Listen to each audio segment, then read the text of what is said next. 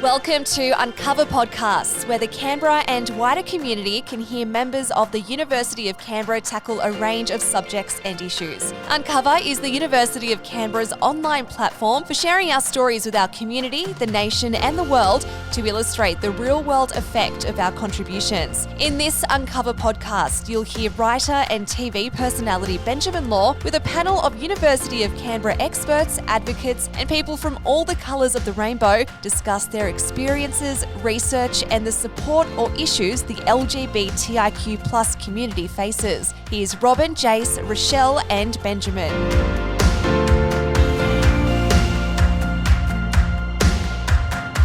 G'day there and welcome to UnCover. My name is Benjamin Law and we're recording this at the University of Canberra and we're here to talk all things queer.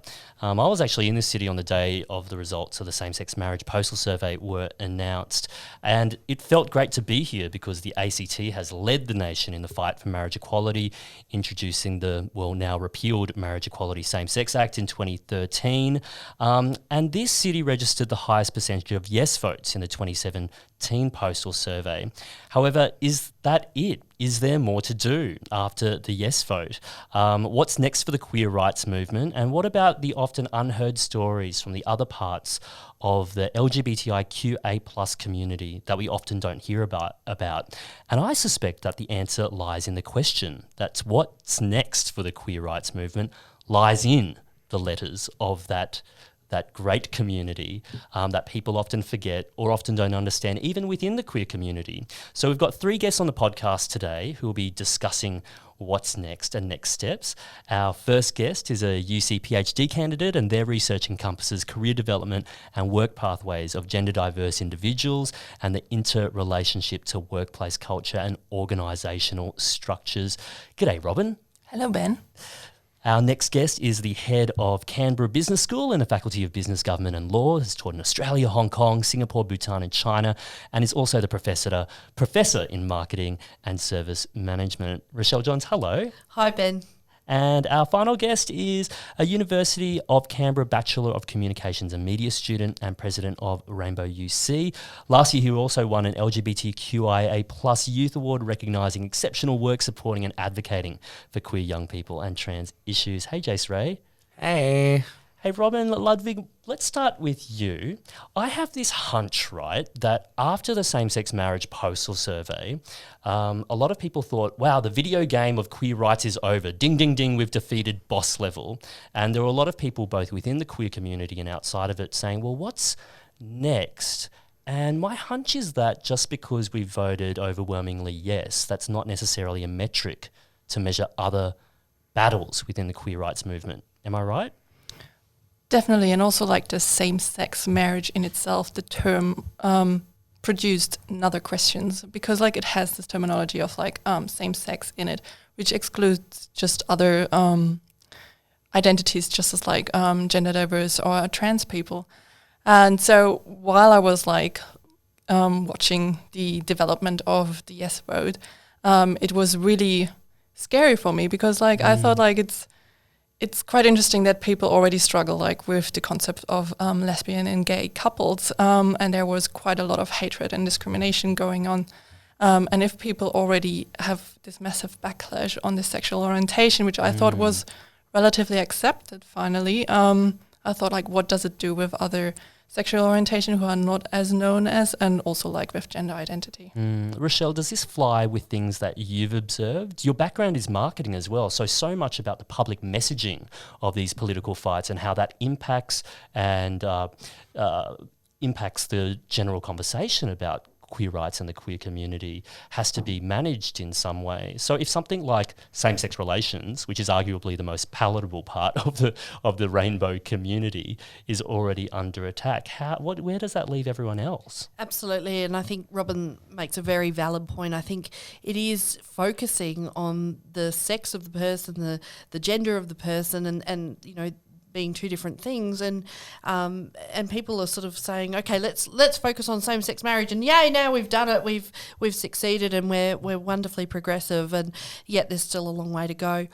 I think a lot of the promotional campaigns were really anti things that had nothing to do with same-sex marriage. So they were talking about gender, they were talking about education in schools, they were talking about people having children, and all of this stuff was already like it was completely separate to this same-sex marriage debate. And why in a were way. they doing that? Is it because same-sex marriage by that stage they knew the fight was lost, that they knew that was going to be lost, so they needed to turn it into something more broadly about the other boogeymans that might scare people in the queer community? I think a lot of it, they kept saying it's a slippery slope. This is going to happen. You know, if this one thing happens, this will follow.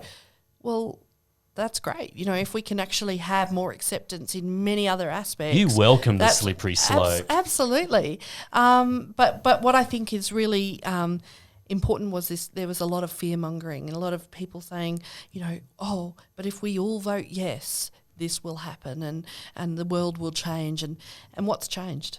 Really, you know, what has really, you know, the people didn't wake up and suddenly have a different Australia. It's just about acceptance, and that's what we were aiming for. There are a lot of people in the queer community who weren't just necessarily same-sex attracted, who really felt that they were left behind during that period of discussion of same-sex marriage. And I wonder for someone like you, Jace, and also broadly the trans community, what that experience was like, because as much as this was a fight ostensibly for the queer community, it was also very specifically for same-sex marriage and same-sex attracted people. What was that discussion like for someone like you? So it was interesting. So talking about the marketing behind it, there was a lot of the No campaign, and a lot of that actually focused on transgender and gender diverse individuals.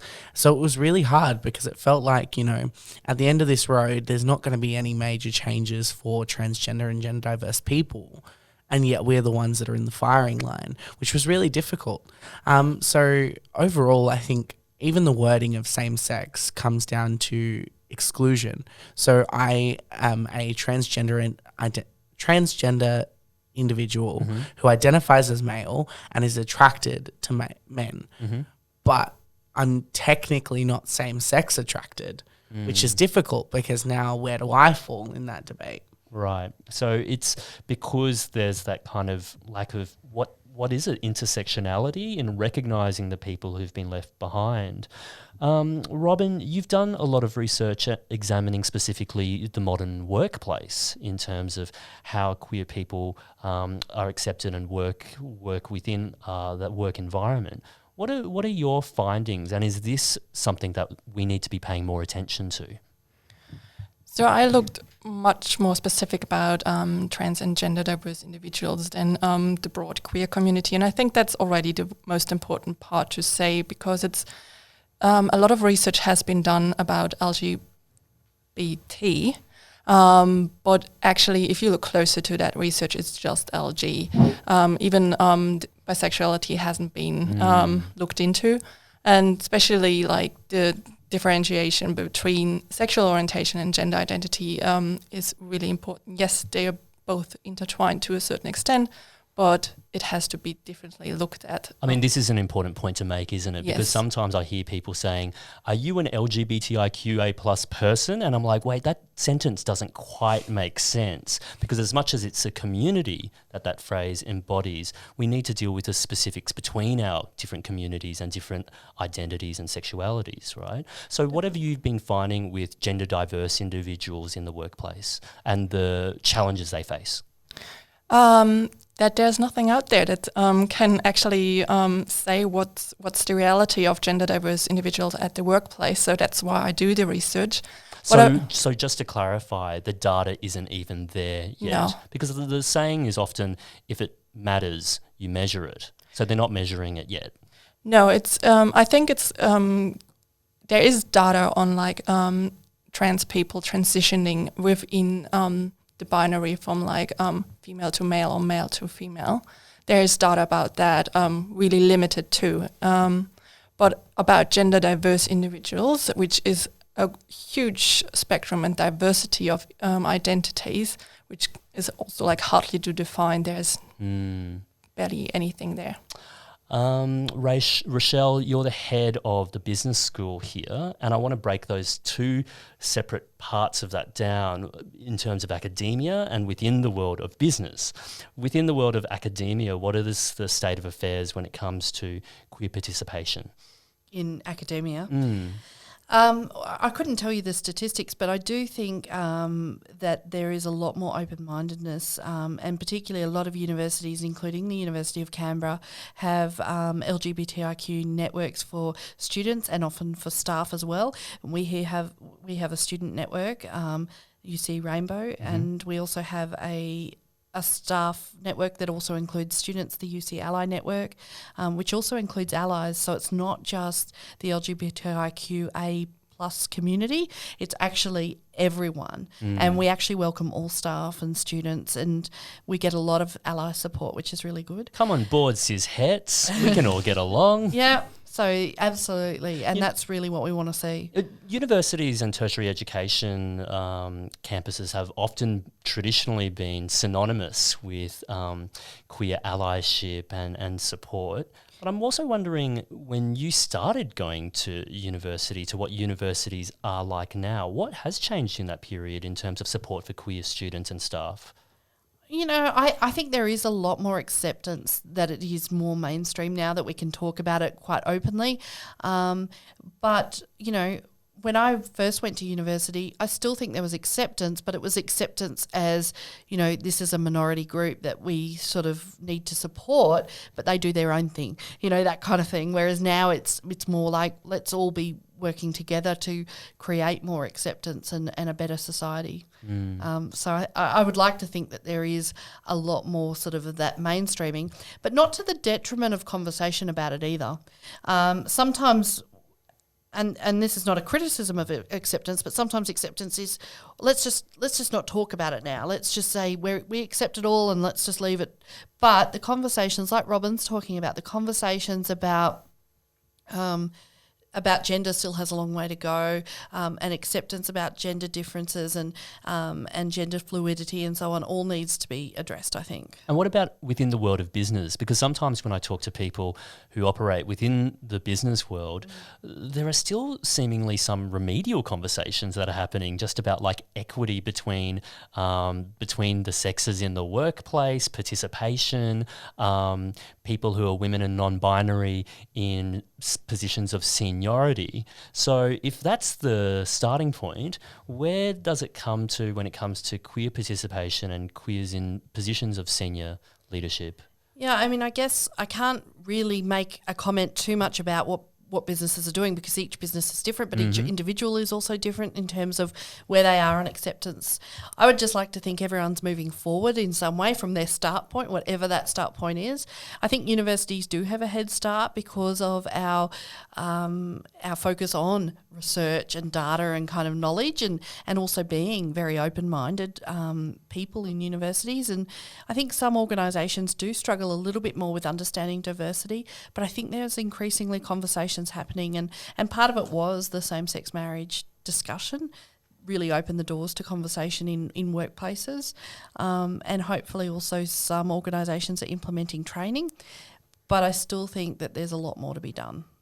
We're recording this podcast in a time where Westpac is embroiled in a very big scandal that's its own story, and to discuss that would be going down a rabbit hole. But one of the interesting critiques has been, well, Westpac only got itself into this position, and the critique has been from more conservative media outlets.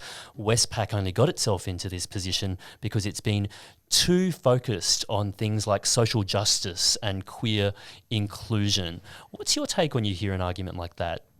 I think they're just anxious that as you focus on social justice, you could uncover the skeletons in the closet or something. So, as I say, I'm not commenting on any specific organisations, but I think what we're noticing is that more and more people are becoming socially minded and aware, and that awareness then impacts on others within the organisation that they're hoping to take with them. I mean, I think also that kind of anxiety comes from a worry that it's cosmetic or surfacey, which I guess to an extent might be legitimate, because you don't want to necessarily just be doing it to signal that you're a progressive company when that's not actually what your company practices. So how do you avoid making sure that it's real change rather than surface optical change? It's a real challenge, and some of my research focuses on implicit bias. Yep. And what I've found is that implicit bias is so inherent.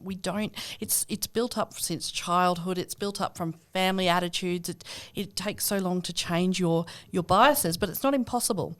And so what we need to do is gradually work in conversation, gradually increase exposure to different ideas. And also, the person that has implicit bias needs to acknowledge that they have a bias and work towards that change. And look, that's really hard. So just quickly, implicit bias versus explicit bias. In the most 101 terms, what are we talking about when we're talking about implicit bias? Bias is, I don't want to be biased. I'm subconsciously biased. It's just an attitude. There's actually a test. Harvard University have a test. You can Google the implicit bias test, and you can actually do it. It's based on everything from age, sex, through to race and so on. And there's so many different biases you can test. Where your prejudices are that you might not necessarily be aware of, that you're not necessarily aware of. Absolutely. And so what it is that, you find out, okay, I'm not necessarily aware that I felt this way, because I think I'm really open-minded, and what can I do about that to tackle at those, implicit biases. Explicit bias, on the other hand, is I know I feel this way. I acknowledge it, I accept it, and I don't actually want to change necessarily. So explicit bias is one of those really open, I know this is how I feel, and I'm not going to change. And so the people that were in the no camp versus, the yes camp, the no people were saying, hey, I know I feel this way and I'm not changing. It would take a lot to change an explicit bias. But an implicit bias is, I've just got a little bit of judgment here. Yeah, and as long as you recognise it, you might be able to do something about it. Absolutely. Jace, you grew up in country South Australia. You're studying and working in Canberra now. And you, I think, represent different demographics that are interesting when it comes to the queer community. Someone who grew up in the regions and also someone who's quite young too. And I think that a lot of the discussions about the queer communities change depending on where you live and also how old you are. So let's talk about geography first, because I think part of this discussion, which is what's next for queer people, has to make sure that we identify that queer people live across this country and in very different circumstances. What did you need growing up as a queer person in country South Australia? So I think one of the main things that I needed was visibility. So there were very few queer people in my community. I didn't see a lot of it. I mean, I had to be watching YouTube or Netflix or something like that to be able to see it. And it was all about, making sure that I was able to, see people that were similar to me and understand that. So a sense of self-recognition that there were other people like you. Definitely. I mean, so I ran away from home when I was 15 and I ran all the way to Canberra from South Australia. And I met the first ever transgender person that was open about it, and that was the moment when I said, okay, maybe this makes sense. And if I hadn't had that experience of seeing someone, I don't think I ever would have. It would have taken me a lot longer to come around to the idea that I was transgender. I think the other thing about regional and rural communities is that there is no exposure. So. Talking a little bit about race, there were a lot of Indigenous people within my community, but very few Middle Eastern. So a lot of people would make jokes about people from the Middle East. But then I came to Canberra, where there were fewer Indigenous people and more people from the Middle East, and people would make jokes about Indigenous people. And, that kind of exposure level really shows what people are willing to accept.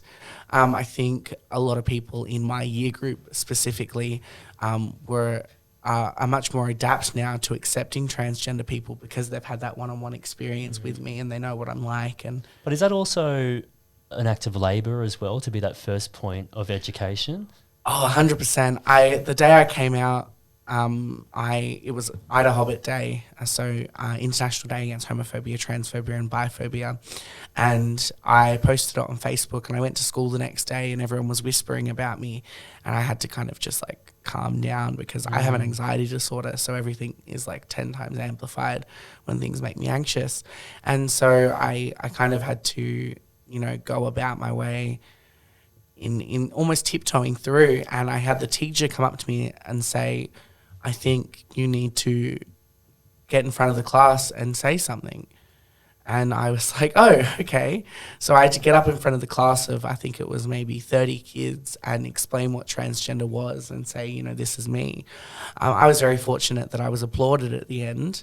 And I had one of the kids that was very much so, a man's man, grew up on a farm and things like that. He actually turned around and said, good on him. And, I was using the right pronouns and things like that. And that was very interesting. But I think that, it was such hard work. I'd walk into classes and I'd get called a tranny and a he, she and things like that. And I, it took a while to actually teach people, no, you can't think like that. It's just not the way it works. So while you are copying the abuse, you also have to play the role of primary educator as well, which is a pretty tough gig and position to be put in. Yeah, I tried to encourage my school to get safe schools, but they never really followed through with it, which was hard because it was when safe schools was just emerging and things like that in 2016. And, there could have been education done on the school's behalf, but they just chose not to. I want to go back to the point that you're a young person and you work with similarly young people. But before we do, I want to throw it over to Robin, because as a non-binary person, I imagine that you could recognise the idea of being of having the burden of being a point of education. Do you find yourself in that position often? So I would definitely pick up on things that Jay said. Like visibility is a huge issue because there are not a lot of famous people who identify as genderqueer and non-binary, and we're starting to see trans people more and more in media, but there's still so much left of education. People still kind of like, oh, what's that? And especially as a genderqueer non-binary person, if you use, for instance, different pronouns like they, them, most of the people like, no, that doesn't work with the language, and no, I'm not. That's not for a single person's pronoun. Even though for the record, like in the dictionary usage, it's there historically, so they're actually wrong. Yeah, so we finally made it into the dictionary. That's pretty good. But these are, yes, you definitely have to educate. And I mean, I'm also at the same time in a position where I can avoid it to come out and just go with the flow in the sense of I just accept them for a moment to be read as the wrong gender. Right. So you're assessing the situation, whether you want to invest the time to have that conversation. I mean, that's a constant negotiation. Yes. Right. It does bring up something interesting. Recently, I was a part of the ABC production Australia Talks, which surveyed 54,000 people across the country in terms of their attitudes. And one of the findings was the three topics that Australians were most divided about and the three that Australians most agreed about. And one of the most divisive was whether there are two genders. That there were plenty of people who agreed and there were plenty of people who disagreed. You'll find that across many, many topics, but it was the fervency and the strength of their belief that made it one of the most divisive. At the same time, when you asked whether people would be comfortable making sure that they were using they them pronouns for people who were non-binary, people were comfortable about that. So it seemed like there would be a number of Australians who believe firmly there are two genders, but also would be happy using they them pronouns. It seems like a strange contradiction. What do you make of those kinds of stats and figures? I always feel like if you come in personal contact with people and they have a relationship with you, it's much easier for them to understand and also accept that there are maybe more than just two genders. And I think this is really important also, when I try to educate or explain myself, it's I'm not trying to attack these people or change their mind completely. It's just to explain to them, look, that's my situation, that's my life, my identity. And I would appreciate if you could use, for instance, these pronouns, but at the same time, I kind of like not force it on them as same as I expect they don't force their beliefs on me. Rochelle, we're going to have to let you go soon enough. But before we do have to, I'm also curious about the role that marketing and public messaging plays. It makes me think that it was probably only in the last 10 years that I discovered the word cisgender. It just wasn't in my vocabulary. But for me now, it's everyday usage. I understand it. Similarly, non-binary as a concept and a part of our vocabulary has been introduced into mainstream usage. It feels like relatively recently, even though, of course, non-binary people have existed for as long as people have existed. So in terms of how language changes and how language can adapt, are there any ways that we can fast track the way that that plays out? I think it's more media than advertising, and Okay. I think what we're seeing in the media is certainly more discussion and open acceptance. Social media in particular is what's really leading the way for me, and in my education a lot of it has been through social media. And how much of that is about traction and how much of that is about people's ability to access a platform without a gatekeeper? I think it's both. I mean, I think it's about accessibility and an audience. And then it's also about everyday people being able to step up and say, hey, this isn't right, or correct, or fix something. And we're learning so much more, and the language is evolving. But you know what? I always say to people, they say, oh, I'm sorry if I get the language wrong. Who cares if you get, well, as long as it's not rude. You know, if you're trying, if you're showing that, and because it is changing rapidly, we are seeing that. But I do think advertising does have a role to play, and we're seeing advertisements that depict different types of families, different types of people, and that comes as a consequence of social movements, social media, and so on more so. So advertising is a little bit slower to follow on, but we do see in advertising that, oh, here we're using, parents of the same sex, or we're using different representations of family or gender or whatever that they can actually show and share. And that takes some bravery from organisations. Some organisations come under fire for doing that, and I love it when they respond and say, we don't care what you think, if you think this is bad, and I've seen examples of that where organisations have said, we are showing this, we don't mind if we come under fire for that. That I really respect that. And do they have a lot to lose by doing something like that? I mean, I think it's like you said, it's quite divisive. Divisive. There's such a divide of opinion, and what we're seeing is that some people are really going to judge it. They're not going to be happy. They're never going to be happy if you do something a little bit different or a little bit that they think is the start of the slippery slope or whatever it is. But actually, there's a lot of respect for marketers that step up, and I've seen a lot of people saying, hey, I'm going to support you now because of this. Yeah, absolutely. Any good examples or any standout examples within the world of business and marketing that have struck you as being particularly great practice? There's heaps of good examples. I haven't got any off the top of my head. No, that's okay. Have you got any?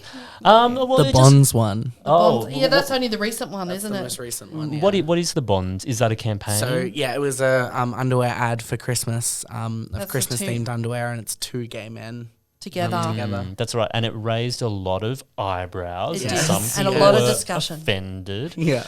What's the line, final question for you, Rochelle, before we let you go. What is the line between meaningful engagement within marketing, within the world of business, and pinkwashing? Well, I think it is about being genuine and about actually believing in what they're doing and why they're doing it, rather than it just being about, we're just going to make some sort of cursory effort To say, access a demographic. yeah, and to try to reach out. But as I say, it does take bravery. So I would like to think that the attempts are fairly genuine. And I do think it's important for that young person. And I saw some comments on social media that someone said, if I had seen this when I was 15, wow, like how amazing would it be to see two men accepted on a bonds ad or, whatever ad, that is. Did you see that car ad from Europe? I know the brand. I don't know if I'm allowed to discuss it. I think it was Renault, and it was this cinematic love story between two women. And I was like, what is this trailer for this incredible feature film that I want to watch? And it was a car ad. It was a car ad. Yeah, absolutely. And I think that's the thing. I mean, but it not only does it reach the demographic, it also creates discussion.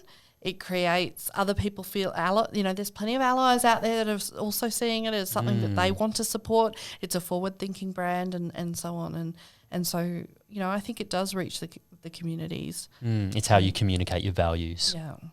But it is so important for young people. And I have 5 young children, and absolutely, like, for them, just seeing families like theirs in TV, in media, on advertisements, I think that's wonderful that they can see that other families do have 2 mums or whatever. Okay, mother of 5 kids. That's a whole other conversation that I want to dive into, but maybe for another time, being one of 5 myself. But thank you. We're going to have to let you go now. Yeah, and so because I am a mother of 5, I've got this afternoon juggle before an evening work event tonight. So I am going to fly and leave you with Jason Robin to talk to. Thank you so much, Rochelle, for joining us. Thanks, Ben. Thank you, Rochelle. Jace, I want to return to you now. You're a younger Australian, and of course, everyone experiences their queer story differently depending on how old they are. Do you get the sense that younger queer Australians are experiencing and facing different challenges to their older counterparts, for better or for worse? Definitely. I think, you and I had a conversation today with Earl Ewers, who came out in the 60s, I think it was. And he was on an episode of 60 Minutes in 1983 talking about his gay identity and the fact that he was also living with a sexually transmitted infection at that stage. Yeah. So I think the different fights that, have had to be had for different generations. So I think, for those generations, it was a lot about just the acceptance of LG. Lesbian and gay people needed to be recognised, and they needed to be able to walk out in public holding each other's hands, and that needed to be okay. But I think the battle now for my generation is the gender diverse and the transgender community, because we're getting people who are 30, 40 years old coming out as transgender and gender diverse, even though they knew for a long time that was what they were. They just never felt comfortable and safe enough to do that.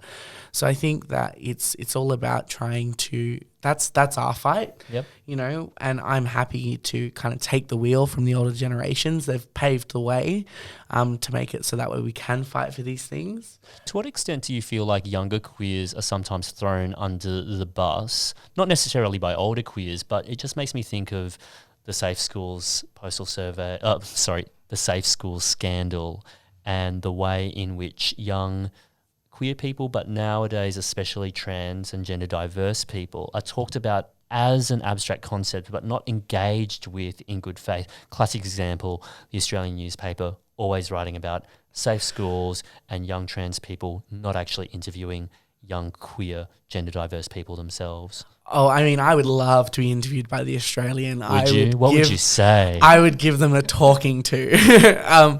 No, but I think it is really a problem that we're not speaking to queer youth and we're talking about queer youth, because queer youth do know what they're talking about. We've got lived experience, and a lot of us have a research background because we had to research if we wanted to find out more about ourselves. So I think that there is so much opportunity for queer young people to speak up, but really the media needs to give it a platform for that. Robin, obviously you only need to read a book to realise that genderqueer people, non-binary people have existed for all time. So many cultures have gender expressions that don't recognise gender. There's no gender, or there's both gender, multiple genders at any given time. You have said before that binary and either-or thinking is particularly relevant to and can impact gender diverse individuals because we do not live in the binary. And when it comes to the workplace itself, I imagine a lot of workplaces feel that these conversations are new, even though the communities are not. So on a practical level, do you have any advice for both workplaces and gender diverse and non-binary people in terms of meeting and educating each other?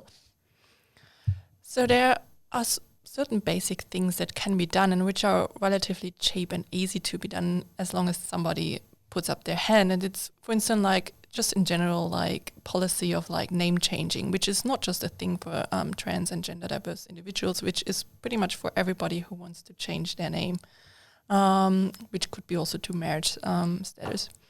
The other thing is like be open for different language and inclusive language of like consider what you're saying and how you say it and who you include with your language and who you exclude. What's an example of that? It's just like welcome, ladies and gentlemen, just like things like that.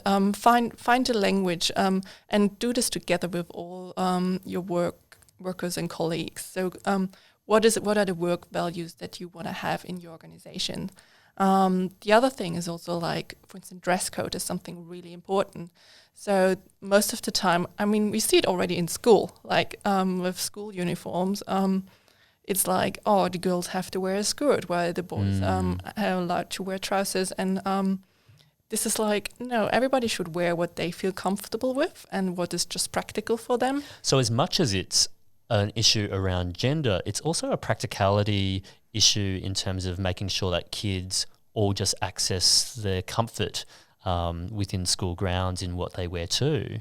Yes, and that they can develop their talents, whatever this is, independent of their gender identity. So I think like it's a bit more annoying to play soccer with a skirt than like with some nice pants. Exactly. So say even if you are, say, a cisgender girl, you don't necessarily want to wear a skirt while you're running around doing physical activity. Nope. I wouldn't. I would. Look, just finally, we're talking about what we want to happen next beyond this discussion. Now that the same-sex marriage postal survey is thankfully behind us, we're also looking at the other colours of the rainbow, because I don't think it's a big secret within the queer community that we have minorities within minorities. There are marginalised groups within a larger marginalised community. When it comes to your communities, where you want to see things progressing next, what do you see in the future? Where would you like to see things progress? Let's start with you, Jace. So for me, it's all about public health. So public health currently covers hormone replacement therapy, but it doesn't cover any surgical interventions. Now, these are necessary medical interventions. They need to be had. Otherwise, we're going to have more transgender and gender diverse individuals committing suicide and self-harm. And it's all about making sure that these people can feel comfortable in their bodies. Top surgery, you're looking at starting about $6,000. And that's only just for the surgery cost. That doesn't cover anesthetic. That doesn't cover hospital. So, you know, if we can get those medical interventions covered by public health, that's where I would like to see the transgender community going forward. And also, I guess not all trans people want access to that, but for those who do, it's incredibly paramount that they do with as few barriers as possible. It also strikes me as interesting that for a really long time, Australia sat almost alone within OECD countries where young trans people had to go through the family court even to access the hormone kind of treatments that they needed. I mean, what's your kind of take on that? Because there seems to be so much anxiety. You read The Australian and you'd come across thinking that young children are getting medical intervention at the age of 8 or something like that. So I, growing up in South Australia, we were one of the last states to make it so that way you didn't have to go through family court to get hormone therapy. So it wasn't until I moved to Canberra that I was able to get hormone therapy, and by that time I was 18 anyway, so it didn't really matter to me. But I had a drama teacher when I was in high school that had a transgender daughter who was 5 years old. So had actually walked out of her room one day and said, "I want you to call me Lola." And I was like, oh, wow. And they were really accepting. They were happy to do that. There was no problems. But he actually asked me, he said, what should we do to make sure that she can grow up and, you know, with the least amount of difficulties possible? And I was like, hormone replacement therapy, wait until you're about 16, 17. get started on hormone blockers when you're about, 12, 13. That's the reversible medication. That's the reversible medication. So all that does is just stop the hormones from firing. So things like testosterone won't be released as heavily as they would when puberty hits. So it kind of just stops those hormones for a little while. And the second that you stop taking the hormones, hormone blockers, it's like it never happened. So it's all about trying to make sure that, these young people have everything that they can to feel the most comfortable. I think it was a 60 Minutes piece on a transgender girl who for a little while thought she was transgender, and her mother decided to give her estrogen tablets that the mother had been given for like hormone menopause. replacement therapy. Yep. And so and then had decided to go to, I believe it was Thailand, and get the daughter a boob job. And the daughter was only 14. And then the daughter decided that actually I don't want to transition. And those stories are so few and far in between. But of course, the media is going to pick those up. That's what's going to be focused on. They're not going to talk about, like my group of friends. I think there's about 6 of us who are all transmasculine, and we've all, come out at relatively young ages, and we've all taken hormone replacement therapy. And it sounds like someone like that, the kind of 60 Minutes focused on young person, they probably weren't getting the support that other people need and get. Yeah, so it's usually about 12 months worth of therapy before you can go on hormone replacement therapy. It used to be the family court process. Now it's you have to go see a therapist who has to give you a letter. You have to go see a GP who has to also give you a letter. And then you have to go to an endocrinologist who will read both those letters, give you a mental assessment, and then give you the hormones. Yeah. So in this country especially, it's quite a regimented gauntlet you have to run down anyway. Yeah, definitely. Robin, what about you when it comes to non-binary folks and genderqueer people? What would you like to see? Where would you like to see the conversation progress? I think like a big buzzword is like intersectionality for me, who's coming up. So intersectionality just means like considering different identity categories such as gender, sexual orientation, but also like ethnicity or nationality, age, and ability.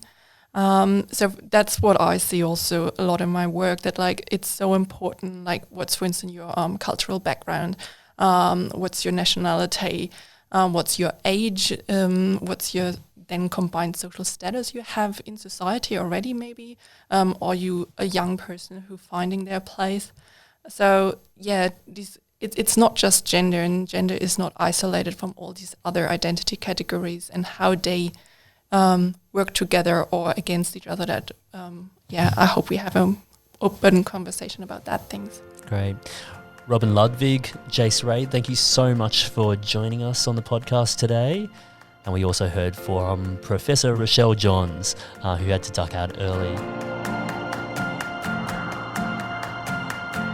Thanks for listening to this UnCover podcast. Did you read the series of 6 personal stories of UC's staff to celebrate National Coming Out Day? Or did you see how our Faculty of Health students refurbished an amenities block for a rural school in Nepal? You can find out about all these incredible stories and more on UnCover, our storytelling platform at canberra.edu.au/uncover.